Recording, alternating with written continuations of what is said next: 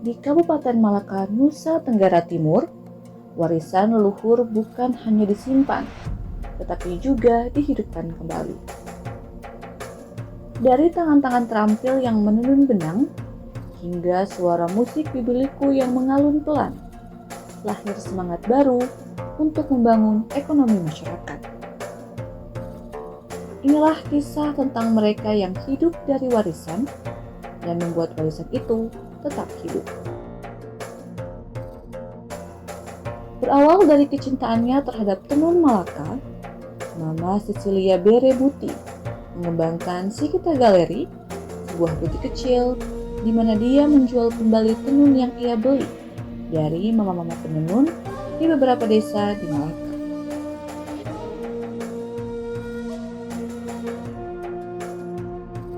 Perkenalkan terlebih dahulu, nama saya Cecilia Berebuti.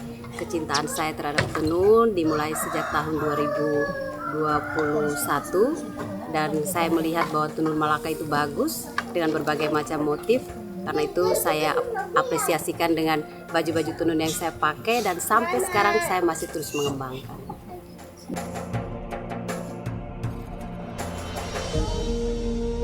Sikita itu sebenarnya gabungan atau perpaduan nama antara saya dan Bapak. Saya nama Cecilia, Bapak nama Kim Taolin, jadi digabung jadi nama Sikita.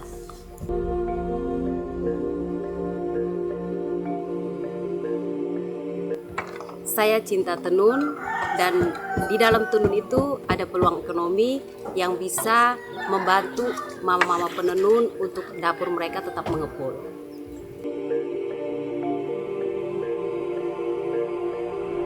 Tenun Malaka itu banyak ya motifnya, kemudian tenun Malaka itu punya ciri khas tersendiri dibandingkan mungkin daerah-daerah yang lain, kabupaten-kabupaten yang lain. Kalau untuk tenun Malaka sendiri motifnya ada salah satu motif yang saat ini sedang dikembangkan karena memang hampir punah di beberapa tahun terakhir ini. Kita bisa lihat contohnya di belakang. Nah, itu yang membuat saya tertarik untuk terus melestarikan tenun Malaka ini.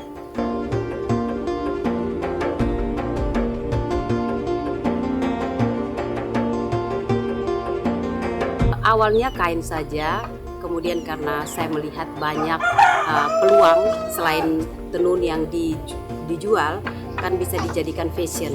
Fashion itu dalam bentuk baju, pakaian ataupun tas-tas yang dipakai dan juga gelang, aksesoris dan lainnya. Nah, sementara yang berjalan itu baju sudah dijadikan fashion juga baju, ada beberapa kain tenun yang saya jadikan baju dan juga ada tas. Memang kita produksinya tidak di Malaka, produksinya di luar, tetapi kita menggunakan bahan-bahan tenun-tenun dari Malaka.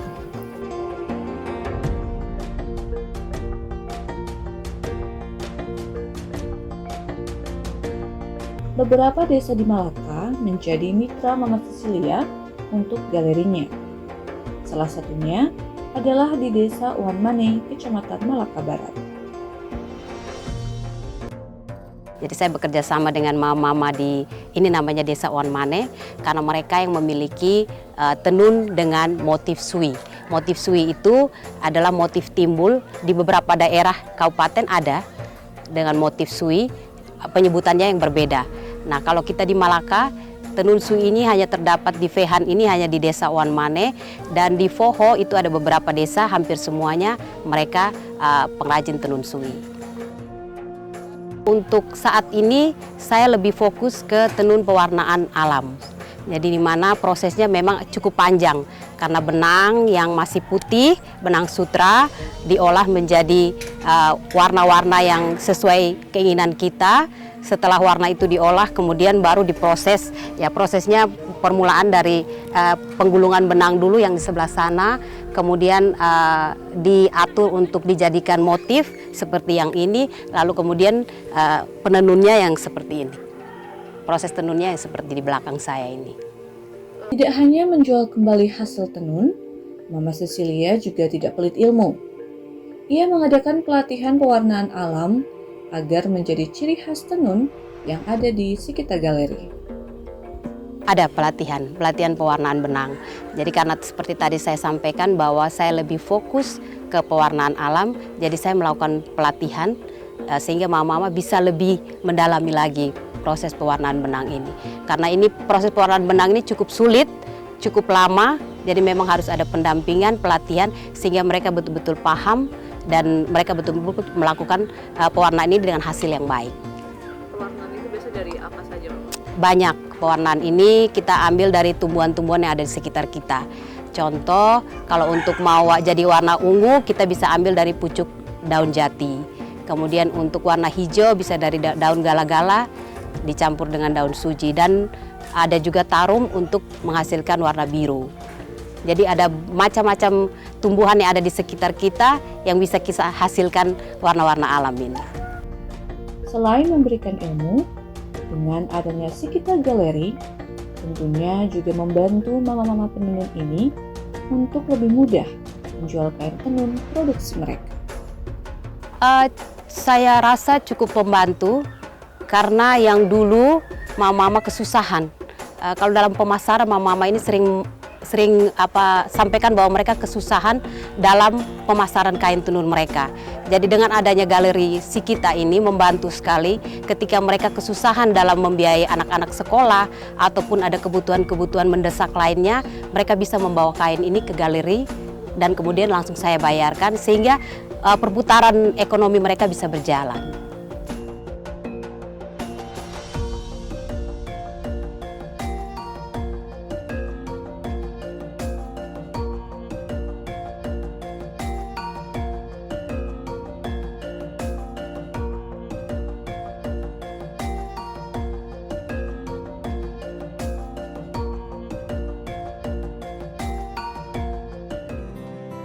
Di desa lain, Bapak Stanis Fahik bersama beberapa temannya dengan tangan terampil mereka tetap setia menjaga warisan budaya, menghadirkan kembali suara nenek moyang melalui alat musik bibiliku, alat musik tabu khas Malaka.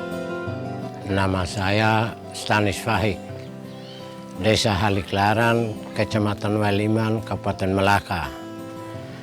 Kami membuat kelompok ini sejak tahun 90. Kami ada 12 orang. Kami merintis kembali alat musik tradisional bibliku ini atau likurai ini karena memang sejak dulu nenek moyang sudah mulai pakai ini barang. Dan selanjutnya ini bibliku ini atau likurai ini dipakai untuk acara-acara adat, acara penjemputan kepala-kepala daerah kunjungan kerja. Lalu ada dia punya likurai ini. Kalau menurut kami di sini bilang likurai. Liku artinya penguasa, rai artinya bumi. Untuk menjemput pahlawan yang di sini istilah bilang meo itu artinya pahlawan. Jadi barang ini juga hampir mau hilang, cuma karena kami beberapa orang di sini rintis kembali, termasuk sekarang ini ada beberapa anak muda yang sekarang sudah mulai ikut kembangkan kembali alat musik ini.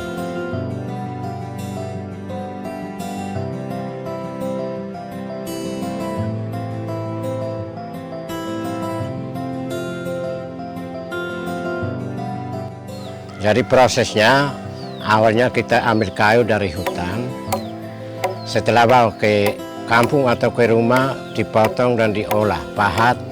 Setelah pahat dibersihkan lalu istilah pemasangan kulit. Itu artinya sudah dijual.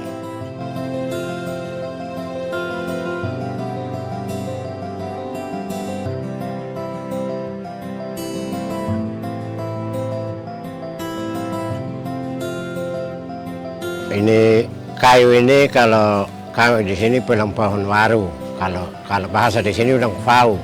Lalu pohon gabus yang ada itu di rawa, hidupnya di rawa. Karena alat yang kami pakai, kenapa harus kami cari kayu yang sedikit lembek, karena alat yang kami pakai sekarang alat manual. Pakai alat tradisional yang dulu itu. Kalau semua jenis kayu bisa, yang penting alat itu yang bisa. Seperti jati bisa, yang penting alat. Pakai mesin bisa, semua kayu bisa. Setelah itu pemasangan itu harus pakai kulit ini kambing. Tidak boleh pakai kulit yang lain, kalau tidak ada suara, tidak bunyi.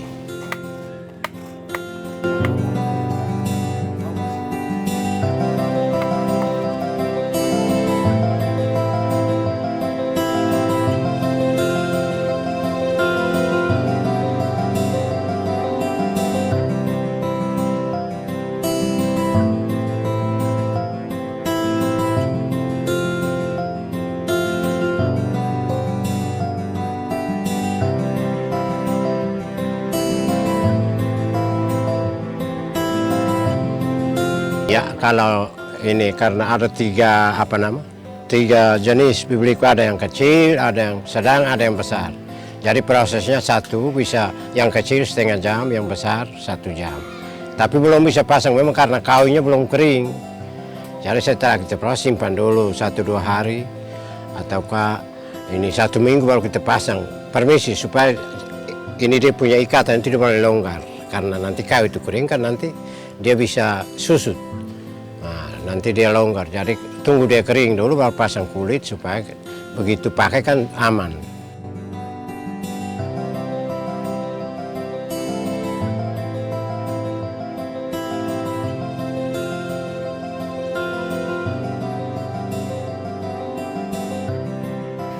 Harapan saya besar sekali.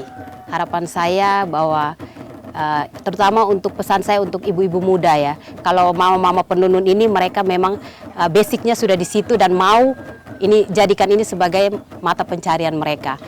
Pesan saya untuk ibu-ibu muda, karena ibu-ibu muda ini saat ini lebih senang menjadi buruh atau bekerja sama orang lain. Nah, pesan saya, harapan saya, mari kita lestarikan tenun Malaka karena tenun ini tidak bisa dimulai dari orang lain tetapi dari kita sendiri. Kita sama-sama melestarikan, kita sama-sama mempromosikan agar tenun kita ini dikenal oleh banyak orang, bukan saja di dalam negeri, mungkin juga bisa sampai ke kancah internasional.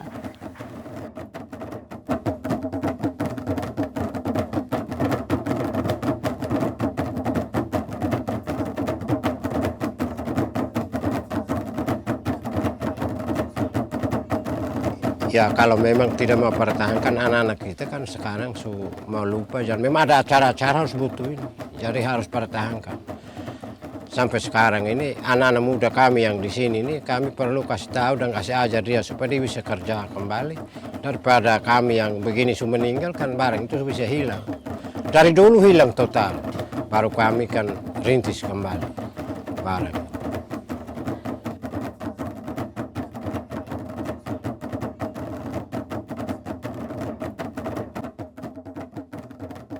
Dari Sikita Galeri dan kelompok Bibiriku Bapak-Bapak Desa Haliklaran, lahirlah cerita tentang ketekunan, kreativitas, dan harapan. Inilah wirausaha daerah yang tidak hanya bertahan, tetapi juga membangkitkan nilai budaya Malaka. Dari Malaka, memberi ruang untuk budaya, memberi jalan untuk ekonomi daerah.